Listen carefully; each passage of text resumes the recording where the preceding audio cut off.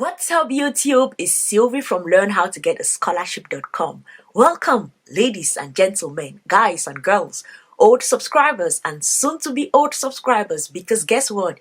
It is subscribe time. So hit that subscribe button and also hit the like button, because guess what, honey? This video has some germ. Today is interview day episode 3, which means that there is episode 1 and 2. If you haven't watched them, click here to go watch, or wait till the end of the video and you will see a playlist here. This week, I had a great conversation with Steve Fonkou, a Cameroonian who got the Parlez-vous français? Parlez-vous français? The Académie de Recherche d'Enseignement Supérieur Scholarship. Okay, so the ARES scholarship is a fully funded scholarship to Belgium, and this year they are providing 150 positions to master students and 70 positions to master students who have professional experience to go do a training in Belgium. So without further ado, let's get right into it. Thank you so much for sitting with me for this conversation. First of all, please, can you introduce yourself? Thank you very much for the opportunity. Well, my parents gave me the name Fonkou Steve. I'm a young student. I'm a medical doctor, graduated 2019 from the Faculty of Health Sciences, University of Boya. And I'm also an ARES scholar, that is Académie de Recherche et d'Enseignement Supérieur in Belgium. Currently doing a specialized master's in transfusion medicine. And before that, I've been working for an NGO, Health Education and Research Organization here in Cameroon, in capacity first since I entered 2017 as a volunteer.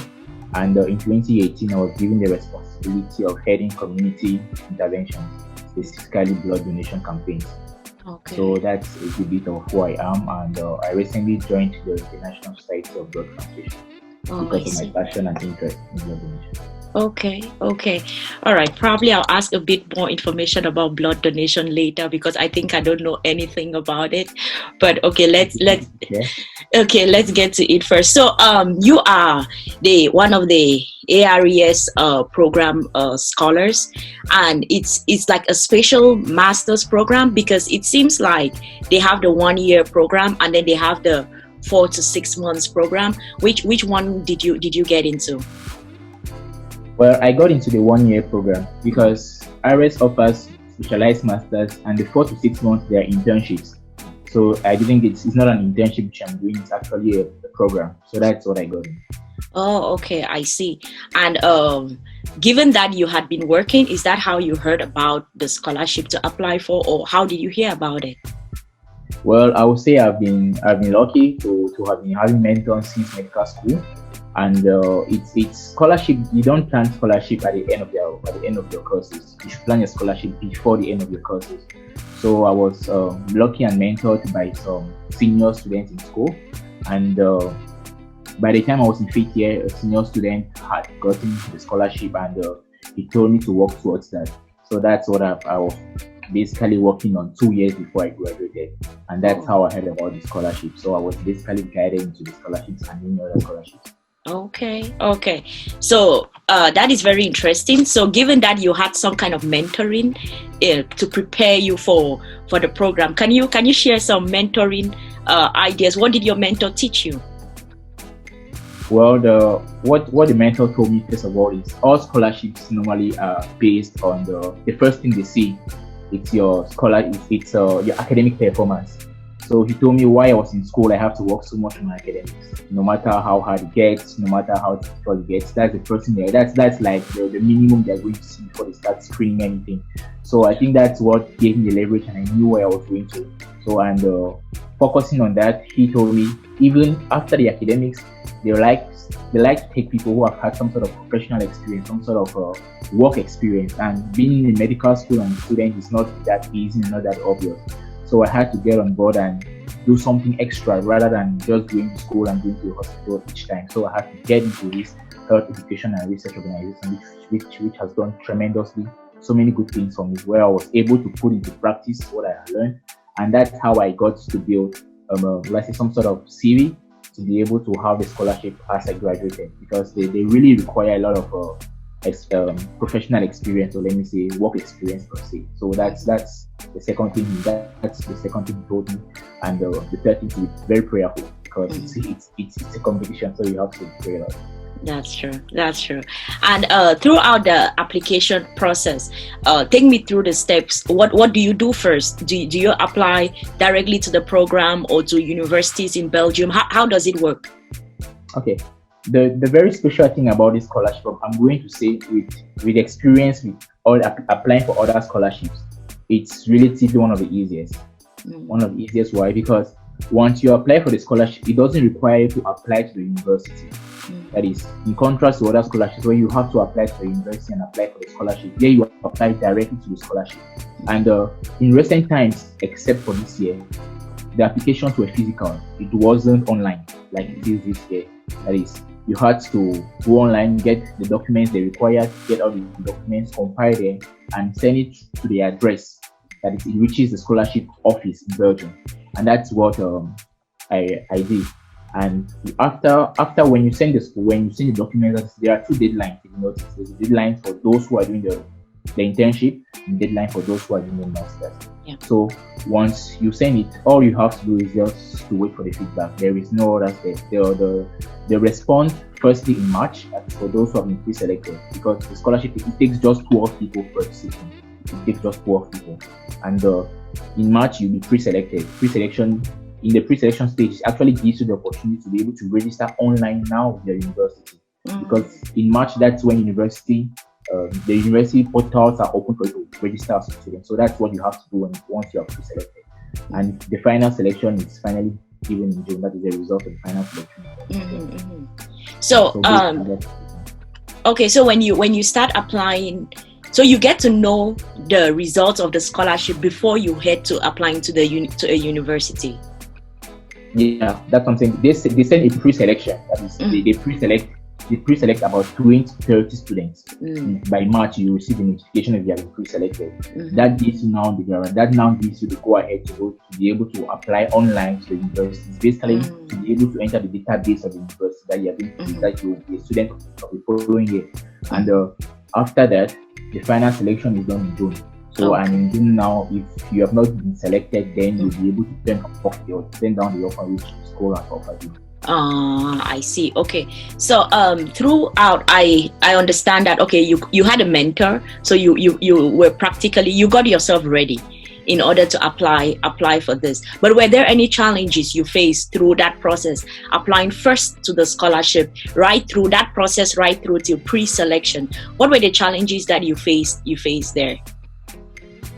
The major challenge which I had was because I'm offering a scholarship. My scholarship program is in French, and I did an Anglo-Saxon kind of my degrees on Anglo-Saxon. So the first thing which I never knew, because my mentor is in the English program, is that you have to write a French exam for those who are English. So that's what I didn't. I had no idea about that, and it came like a surprise, and I had to find in a very short interval to be able to write a French exam so that I'll be able to fit in the criteria which they require. So though I was mentored, it wasn't really that's a shortcoming I didn't see.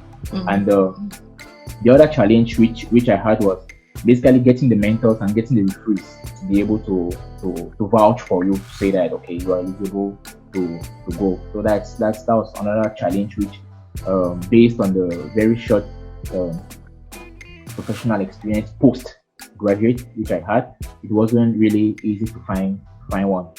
So those are kind of the challenges I had.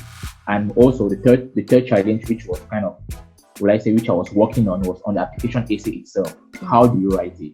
Which words are you going to put, and everything. So those were kind of the challenges I actually found. And the last challenge was also getting despite the fact that I had a mentor, also getting some sort of, because the idea is always going on YouTube, trying to see if what they actually require, what's the profile, the match, what are you really ready for this program and everything. So that's the first challenge I had, getting quality information about the actual program you can currently do. Because there are many programs you will be doing, there are many programs you offer, but getting on the right person to be able to, okay, I need somebody who is in transfusion medicine so that you can then call me was not quite easy. Okay. And so those are the challenges you face through pre-selection.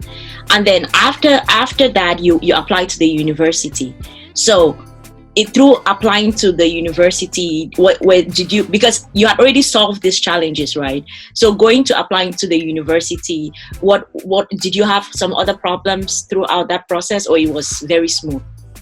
Well, I'm going to say the problem I had was more of a technical problem, not being able to access the online portal, because my course was not found on the portal when I was trying to apply, and I had to write back to the university and let them know each time. But it was actually very brief because they were responding in time. So that's something I actually appreciated. Like, that is, I told them I can't see the program, I screenshotted, sent them, and they said, okay, send us your number and everything, and they solved the problem. So basically it wasn't that challenging, because it's not like an interview per se.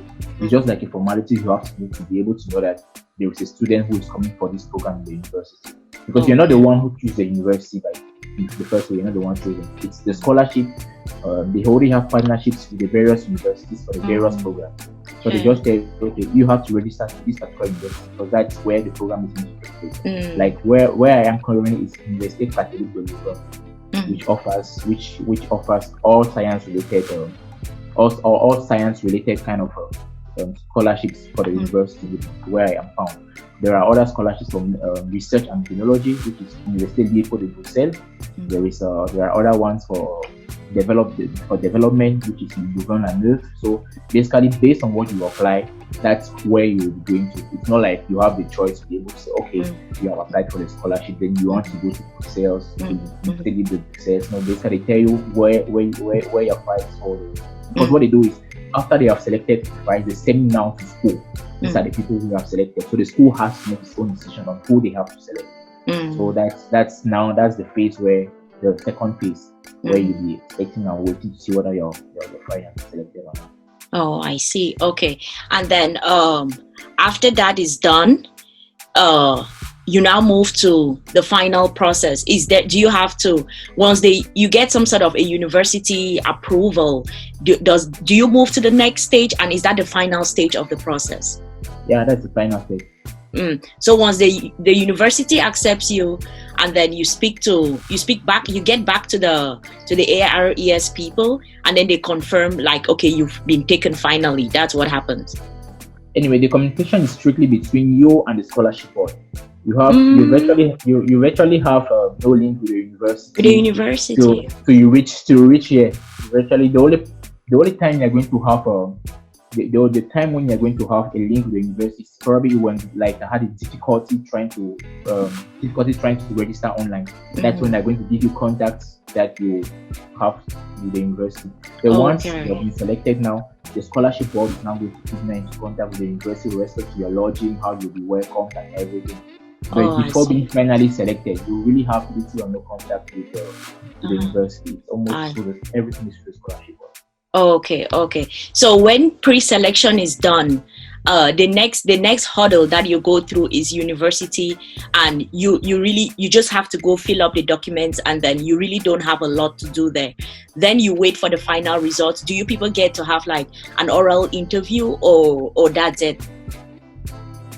Well, we don't have an oral interview, but getting on the online portal be different from the scholarship board itself. It doesn't mean that you will go there and write trash, because they still have the very things you have to send. You have to send your CV, you have to send a letter of a personal statement, you have to send a letter of motivation and everything. So in as much as the scholarship board has selected you, remember I said it's not the university who wants to decide on whom who has to be selected. So they are now going to evaluate based on that particular form. And that's where now my mentor came in again to be able to post me up, because he said there are in the European kind of scholarship, there is what they call Europass kind of CV, standardized CV. I never knew about that. So to go and search it to see the format which normally European schools or scholarships normally require CV when it comes to education. So that's what I did, and then saw it's totally different from kind of the normal routine, because you have specific things they are looking for. That's what I used, and then I had to submit with that particular kind of CV format. Oh, I see. Okay. So you had several challenges prior applying. How did you overcome the challenges? What are the things that you did, the small things that you were able to put together that made you a compelling candidate for them to give you the scholarship? How did you overcome these challenges? Well, the first thing about overcoming it's being prepared. You have to prepare. You shouldn't wait for deadlines to start having to get all these things, because getting referrals and references for you it's quite, if you are not early enough, you might not get them. So the first thing is being able to know the deadlines and set yourself goals, saying that okay, you have to finish this by this period, and so on and so forth.